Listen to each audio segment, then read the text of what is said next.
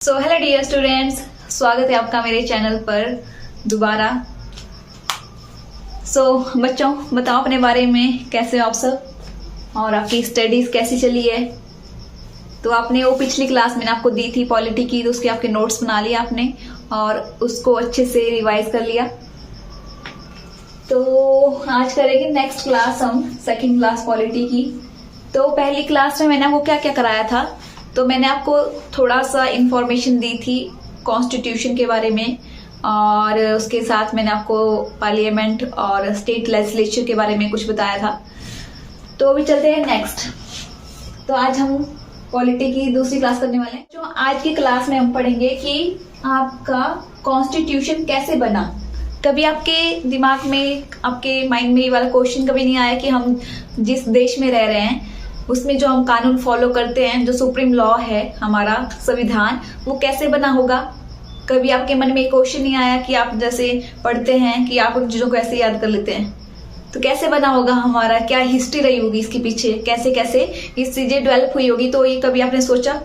तो आज हम करते हैं इसको कि कैसे कैसे हमारा संविधान बना होगा, क्या क्या इसके पीछे हिस्ट्री है, क्या इतिहास छुपा है इसके पीछे। वैसे छुपा तो नहीं है, वैसे बुक्स में सब कुछ है, आई थिंक आपको भी पता ही होगा।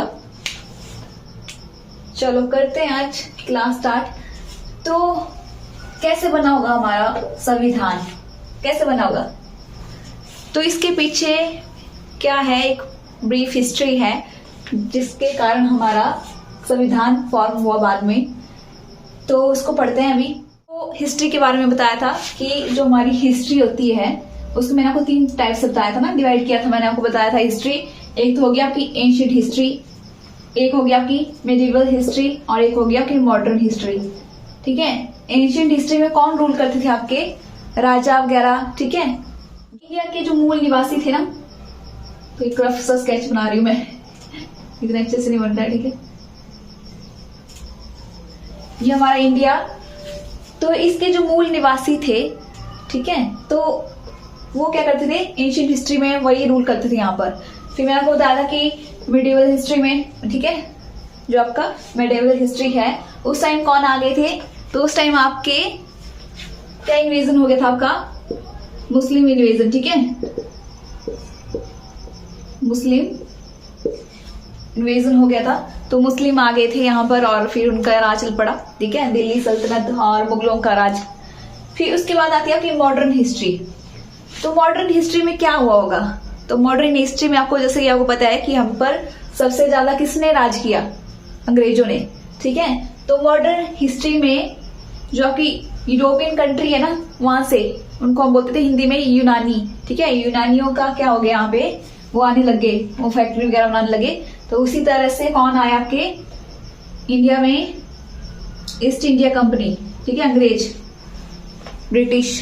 ठीक है, ब्रिटिश आए इंडिया में कब, 1600 AD में। आपको बताया कि 1600 AD में आपके यहाँ पर कौन आए, अंग्रेज। ठीक है, तो वो एक कंपनी के रूप में आए थे यहाँ पे व्यापार करने के लिए, ईस्ट इंडिया कंपनी नाम था उसका। तो जैसे मैं आपको यहाँ पर बता दूं, तो देखो यहाँ पे ये आपका यूके। ठीक है, तो इसी को वहां पे उस टाइम क्या बोलते थे, यहाँ से तो अंग्रेज आए थे। ठीक है, और ये इंडिया, तो यहाँ से आए थे इंडिया में ये। तो ये अपने एम्परर से 20 साल के लिए यहाँ पर पूछ के आए थे। ठीक है, वहां से इन्होंने 20 साल की परमिशन लेके आए थे और कि हम ही यहाँ पर आएंगे, ईस्ट इंडिया कंपनी। ठीक है, और कंपनी यहाँ पर नहीं आएगी व्यापार करने के लिए। तो अभी आपके मन में क्वेश्चन नहीं आया कि मैम हमें आप अंग्रेजों की हिस्ट्री क्यों पढ़ा रहे हो। ठीक है, जो हमें यहाँ पे हिस्ट्री की क्लास होना है, तो पॉलिटी की क्लास है, तो इसका क्या लेना देना है कॉन्स्टिट्यूशन से। तो देखो, जो आपके हमारे यहाँ पे अंग्रेज आए थे, तो बाद में उन्होंने क्या किया था, हमने बहुत सारे उनके साथ क्या किया, रिवॉल्ट हुए थे बहुत सारे। तो इस तरह से उन्होंने क्या किया, बाद में हमने एक मांग की थी कॉन्स्टिट्यूशन असेंबली की। तो इसलिए हमें सारा पीछे का पढ़ना पड़ रहा है। तो मैं थोड़ा थोड़ा आपको बताऊंगी, क्योंकि हिस्ट्री की क्लास तो नहीं है, तो आपको आइडिया होना चाहिए कि क्या क्या घटा था पहले, जिसके बाद हमारा संविधान बना। तो जैसे मैंने आपको बता दिया कि 1600 AD में ईस्ट इंडिया कंपनी आई, एक ट्रेडर के रूप में व्यापार करने के लिए आई यहाँ पे। ठीक है, वो यहाँ पे रूल करने के लिए नहीं आए थे, शुरू में किसके लिए आए थे, वहां पर व्यापार करने के लिए आए थे। तो उन्होंने यहाँ पर क्या किया, देख लिया था यहाँ पे कैसे रूल है, ठीक है। हमारे अंदर कोई यूनिटी नहीं थी उस टाइम, एक दूसरे के साथ लड़ते थे। तो उनको धीरे धीरे पता लग गया कि यहाँ पर राज किया जा सकता है। तो 1757 में, ठीक है, देख लो यहाँ पे 1600 है और यहाँ पे 1757। तो यहाँ पे उन्होंने क्या की, लड़ाई लड़ी, जिसका क्या नाम है, battle of Plassey. So question आता है ये कि बैटल ऑफ प्लासी कब लड़ी गई थी, ठीक है। तो कब लड़ी गई थी, 1757 में। तो ये जीत ली थी इन्होंने, अंग्रेजों ने। उसके बाद आपकी सेकंड इन्होंने एक और लड़ाई लड़ी, जिसका नाम है बैटल ऑफ बक्सर। ये भी क्वेश्चन है, ये बहुत इंपॉर्टेंट क्वेश्चन है। तो ये हुई थी 1764 में, ठीक है। तो ये दो लड़ाई इन्होंने यहाँ पे जीत ली। जैसे हमारा इंडिया है यहाँ पे, तो यहाँ पे लड़ाइयां हुई और इन्होंने जीत ली। जब इन्होंने लड़ाई जीत ली तो उन्होंने क्या किया, एक ट्रीटी साइन की, ट्रीटी ऑफ इलाहाबाद, ठीक है, ट्रीटी ऑफ इलाहाबाद। तो ये साइन की उन्होंने मुगल एम्पायर के साथ, और वहां से क्या मांग ली, दीवानी राइट्स। दीवानी राइट्स क्या होता था कि कोई भी जगह है, वहां के क्या करना है, वहां पे जो टैक्सेस होंगे वो अब अंग्रेज ही कलेक्ट करेंगे। तो इससे किसको फायदा होगा, अंग्रेजों को फायदा होगा। और साथ में वो फ्री ट्रेड कर सकते हैं उस एरिया में। पहले उनको टैक्स देना पड़ता था, ठीक है, व्यापार करने के लिए। तो अभी वो फ्री ट्रेड कर सकते थे। कौन कौन सी जगह, किस किस जगह के उन्होंने दीवानी राइट्स लिए, तो किस किस के थे, बंगाल, बिहार, उड़ीसा, ठीक है। ये यहाँ पे आपका बंगाल है, ये बिहार और यहाँ पे उड़ीसा, ठीक है। तो यहाँ पे इस वाले एरिया की उन्होंने क्या ले लिए, दीवानी राइट्स ले लिए। समझ आ गया आपको दीवानी राइट्स क्या होता है, कि अभी इस एरिया के जो टैक्स होंगे ना, लोगों से जो टैक्स लिया जाएगा, वो अब कौन लेगा, अंग्रेज लेंगे और उनके पास ही रहेंगे। वो अभी मुगल एम्पायर को या वहां के लोगों को नहीं देंगे। सो इसी तरह से टाइम बीतता गया और ये क्या होंगे, बहुत ज्यादा करप्ट, ठीक है, करप्शन आ गया इनमें बहुत ज्यादा, अंग्रेजों में। जो ईस्ट इंडिया कंपनी यहाँ पर आई थी, ठीक है, तो वो बहुत ज्यादा यहाँ पे इंडिया का क्या करने लगी, शोषण करने लगी और उनके पास बहुत ज्यादा पैसा आने लगा। पर वो पार्लियामेंट जो आपका ब्रिटिश पार्लियामेंट था, यानी कि जो यूके, ठीक है, लंदन में, वहां पर क्या बोलते थे वो कि हमारे पास पैसा नहीं है, ठीक है, मतलब वहां पे बताते नहीं थे कि उनके पास कितना पैसा है। तो फिर क्या किया, जो आपकी ब्रिटिश पार्लियामेंट है जो वहां पे थी, ठीक है, इनके जो अपना देश था वहां पर, वहां की बात कर रही हूँ। तो वहां की गवर्नमेंट ने क्या किया, इनको, इस कंपनी को, ये एक प्राइवेट कंपनी थी, ठीक है, ये जो ईस्ट इंडिया कंपनी आई थी एक प्राइवेट कंपनी थी। तो उन्होंने क्या किया कि इनको रेगुलेट करना स्टार्ट कर दिया, इनको कंट्रोल करना स्टार्ट कर दिया, क्योंकि ये क्या कर रहे थे, बहुत ज्यादा करप्शन कर रहे थे और बहुत ज्यादा पैसा कमा रहे थे यहाँ पे। और वहां पे ब्रिटिश पार्लियामेंट मतलब अपने देश में भेजते थे। तो इसलिए ब्रिटिश पार्लियामेंट ने क्या सोचा कि इनको रेगुलेट करने की और इनको कंट्रोल करने की जरूरत पड़ गई है।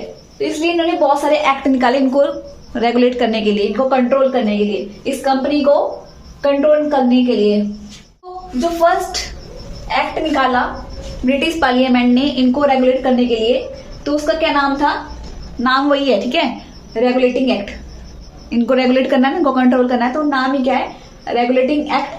और ईयर याद रखना आप, ठीक है, कौन सी ईयर है, 1773। तो ये पहला एक्ट निकाला इन्होंने इनको, ईस्ट इंडिया कंपनी को कंट्रोल करने के लिए। तो सबसे पहले उन्होंने बोला, जो आपकी ब्रिटिश पार्लियामेंट है, कि सबसे पहले तो आप एक क्या बनाओ, ग्रुप बनाओ जो हमें आंसर दे सके। हम ऐसे किससे पूछेंगे कि इंडिया में क्या चल रहा है तुम्हारा, कि तुम्हारा कमर्शियल बेनिफिट्स तुम्हें हो रहे हैं, कितना तुम्हारा टैक्स कलेक्ट हो रहा है, तो कौन, किससे पूछेंगे, पूरी ईस्ट इंडिया कंपनी तो बहुत लोग थे, उनसे थोड़ा पूछेंगे। तो उन्होंने बोला कि कुछ लोगों के एक ग्रुप बनाओ, जिसका क्या नाम रखा उन्होंने, कोर्ट ऑफ डायरेक्टिव, ठीक है। तो एक आंसरेबल, मतलब जो उनसे, जो ब्रिटिश पार्लियामेंट पूछेंगे उनसे, तो वो आंसर कर सके। तो ऐसे आप कुछ ग्रुप बनाओ जो हमें आंसर दे, जो हम पूछे वो हमें बता सके। तो इसलिए उन्होंने एक कोर्ट ऑफ डायरेक्टर बनाया। और इसके साथ क्या किया उन्होंने, देखो ये है हमारा इंडिया ना, तो यहाँ पे आपके अंग्रेज जो ब्रिटिश थे, मतलब जो ईस्ट इंडिया कंपनी यहाँ पे भी आ गई थी, और यहाँ मद्रास में भी आ गई थी, और यहाँ बॉम्बे में। तो इनको क्या बोलते थे, आपके ब्रिटिश प्रोविंस, ठीक है, प्रोविंसेस। तो ब्रिटिश प्रोविंसेस ये कौन थे, तीन थे, ये बंगाल, मद्रास, बॉम्बे। तो आपका जो तमिलनाडु है ना, उसी का पुराना नाम क्या था? मद्रास। तो यहाँ पर क्या बैठते थे? गवर्नर। रूल करने के लिए कौन बैठाया होता था यहाँ पे? इन्होंने, जो इनका हेड होता था, जो कंट्रोल करता था अंग्रेजों का, तो उसका नाम दिया होता था गवर्नर। तो गवर्नर यहाँ पे बैठे होते थे, अपने अपनी जगह पे रूल करते थे। इस एरिया में बंगाल का गवर्नर होगा, इस एरिया में बॉम्बे का गवर्नर होगा, और इस एरिया में मद्रास का गवर्नर होगा। तो वो खुद लॉ बनाएंगे और खुद यहाँ पे अपने एरिया में इम्प्लीमेंट करेंगे।